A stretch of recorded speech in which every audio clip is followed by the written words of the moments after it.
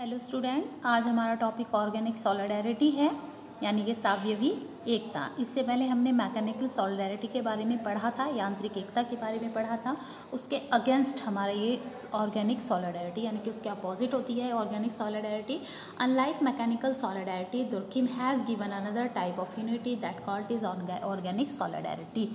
जैसा कि इमाल दुर्खिम ने कंसेप्ट दिया था मैकेनिकल सॉलिडैरिटी का, यांत्रिक एकता का, इसके बारे में हमने पढ़ा था। उसी प्रकार के, यानी कि इसके अपोजिट है, जो इसकी अपोजिट होती है सॉलिडैरिटी, ऑर्गेनिक सॉलिडैरिटी उसे हम कहते हैं, which is found in modern complex develop and industrial societies. जो ऑर्गेनिक सॉलिडैरिटी है ये आपको मॉडर्न कॉम्प्लेक्स, जो यानी कि आधुनिक, जटिल, विकसित औद्योगिक समाज होते हैं उनमें देखने को मिलता है। यानी कि ऑर्गेनिक सॉलिडैरिटी जो सोशल सॉलिडैरिटी का टाइप है, it is found in society like a modern society, complex society, developed society, industrial society, यानी कि it is related to the modern society. And before it's we discuss about mechanical solidarity and the mechanical solidarity mostly found in rural solidarity. जो आपका यांत्रिक एकता था ये basically आपको जो आदिम हमारे प्रिमिटिव सोसाइटीज़ थी, आदिम समाज थे, उनमें देखने को मिलता था, उससे इसका कनेक्शन होता है। जबकि इसके अपोजिट जो ऑर्गेनिक सॉलिडैरिटी है ये आपको मॉडर्न सोसाइटी से, आधुनिक समाजों से संबंधित मिलेगी। Repressive laws are found in primitive society, और जो हमने पढ़ा था type of laws in social solidarity, repressive and restitutive, दमनकारी और प्रतिकारी। तो जो रेप्रेसिव लॉ था, दमनकारी कानून थे, प्रिमिटिव सोसाइटी, ये प्राथमिक समाजों से संबंधित होते थे। Drive power from collective mind and consequence, जो वहाँ पे चेतन वृद्धि, जो सामूहिक मस्तिष्क है, चेतन वृद्धि है, उसमें ये कनेक्टेड मिलती थी। बट ऑर्गेनिक सॉलिडैरिटी जो होती है, सावयवी एकता होती है, it is connected to restitutive law, जो हमारे प्रतिकारी कानून हैं उनसे ये संबंधित होती है। जबकि जो मैकेनिकल सॉलिडैरिटी थी, it is connected to repressive law, यानी कि दमनकारी कानून। Such law directly associated the individual with the group, but in modern society due to predominance of division of labour and specialisation, variation is found hair.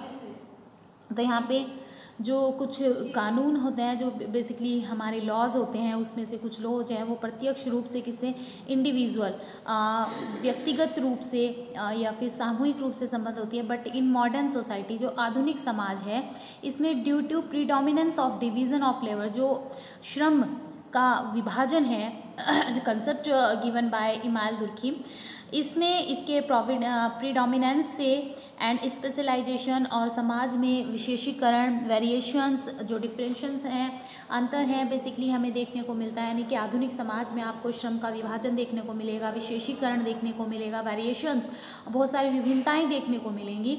And that is connected is organic solidarity, ये सावयवी एकता से संबंधित होता है। This variation increase individual freedom in society and decrease to feeling of group consequence।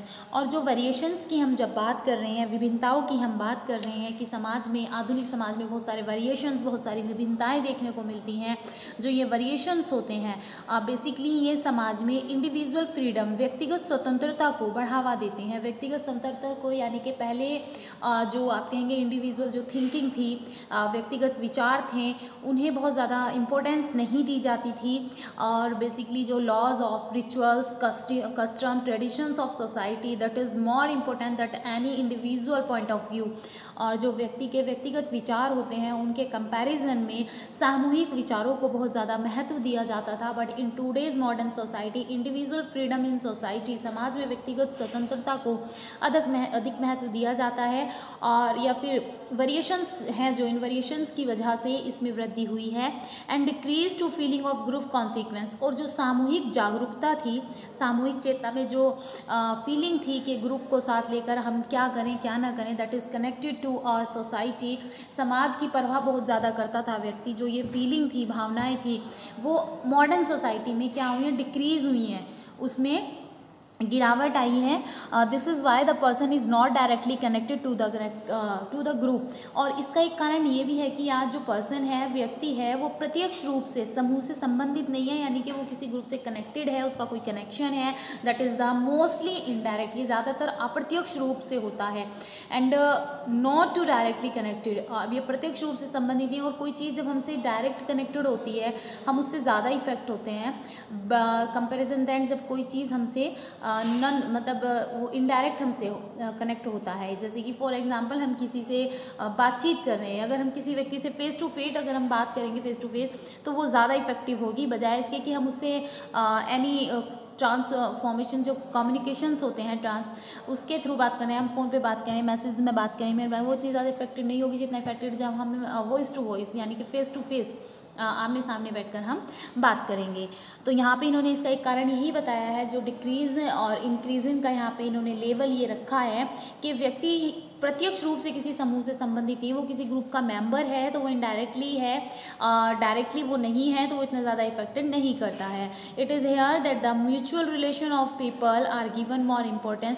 और यहाँ पर व्यक्ति के जो म्यूचुअल रिलेशंस होते हैं, जो व्यक्तिगत संबंध होते हैं व्यक्तियों के, उन्हें ज़्यादा महत्व दिया जाता है बजाय सोशल रिलेशनशिप ग्रुप रिलेशनशिप के कंपैरिजन में।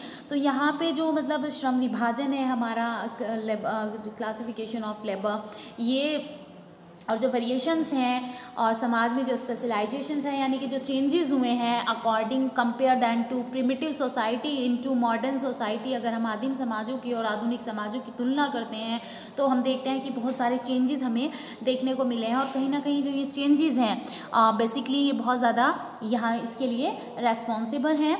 This mutual dependence and specialisation of the members of the society and the inequality created by attribution play them to come each other. और जो ये म्यूचुअल डिपेंडेंस है, जो पारस्परिक निर्भरता है, विशेषीकरण है, समाज में जो सदस्यों के बीच में व्यक्तिगत उनके रिश्ते हैं, एक दूसरे पर निर्भरता है, विशेषीकरण है, एंड द इनइक्वालिटी क्रिएटेड, और जो असमानता है, ये attribution compel them to come each other, ये एक दूसरे को जो पास आने की प्रक्रिया है उसे वो ज़्यादा महत्व देता है। Through this are special kind of unity is establish in one society which is called Durkheim organic society. और जो ये थ्रू हमने ये यूनिटी जो एकता की हमने बात करी है, ये एक विशेष प्रकार की एकता है और ये बेसिकली समाज में एक प्रकार की एकता को बढ़ावा देते हैं जिसे हम ऑर्गेनिक सॉलिडेरिटी, सावयवी एकता के नाम से जानते हैं।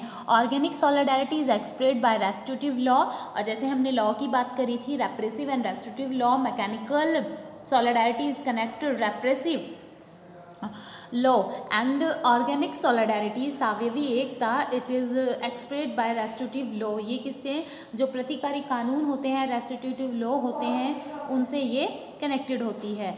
रेस्टिट्यूटिव law related with personal morality, जो प्रतिकारी कानून होते हैं रिलेटेड विद पर्सनल मॉरलिटी, जो व्यक्ति की पर्सनल मॉरलिटी होती है, व्यक्तिगत नैतिकता होती है, उससे संबंधित होते हैं। व्यक्तिगत नैतिकता से संबंध है कि व्यक्ति का अपना पॉइंट ऑफ व्यू क्या है, उसका नज़रिया क्या है, उस चीज़ों से ये कनेक्शन होता है। रेस्टिट्यूटिव लॉ जो होते हैं, प्रतिकारी कानून होते हैं, ये समाज में किसी भी प्रकार की जो एक ऐसी अनएक्सेप्टेड सिचुएशन होती है या अब नॉर्मल सिचुएशन होती है, उसे नॉर्मल में चेंज करने के लिए ये कोशिश करता है। इस तरह के ये कानून होता है हमारा प्रतिकारी कानून, रेस्टिट्यूटिव लॉ।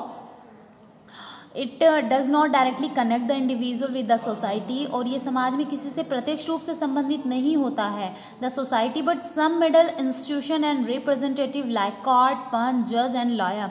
और बेसिकली ये कुछ मिडल इंस्टीट्यूशन, मध्यस्थ संस्थानों के यानी कि कुछ मीडिएटर्स होते हैं जिनके थ्रू ये रिप्रेजेंटेटिव यानी कि किसी का प्रतिनिधित्व करते हैं, जैसे कि कोर्ट होता है, पंच ग्राम पंचायत जिसे हम कहते हैं, जज हैं, न्यायाधीश हैं, वकील हैं, इनके थ्रू ये लॉज जो होते हैं सोसाइटी पे इम्प्लीमेंट होते हैं। ये हमारे बिहाफ पर इन लॉ के थ्रू हमारा जो पक्ष है, हमारा जो फेवर है उसे रखते हैं।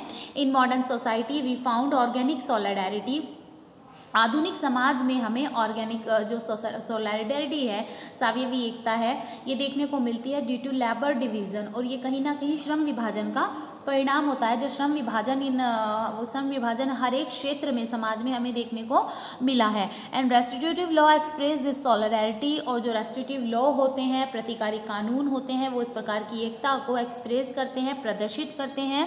According to Durkheim, social organic solidarity create by labour division is real function of labour division.